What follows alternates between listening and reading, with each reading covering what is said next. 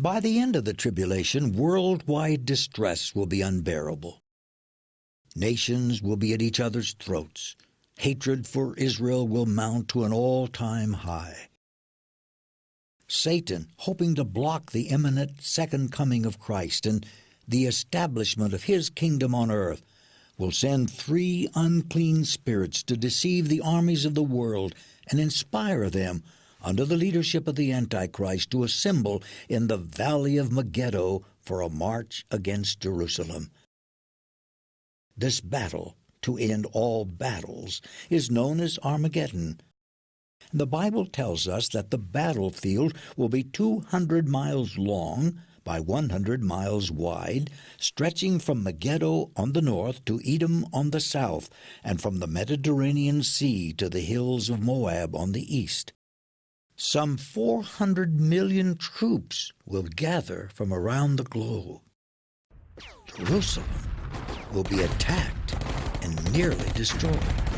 But right in the midst, while mankind is struggling to survive tribulation judgments and win the war to end all wars, heaven will open. The marriage supper of the Lamb will end dramatically.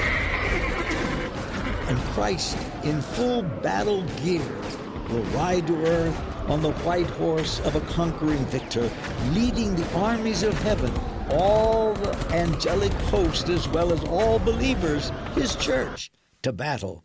And suddenly, with just a word from Christ, the battle is over, the nations defeated. Blood will flow the full length of the valley to the heights of the horses' bridles.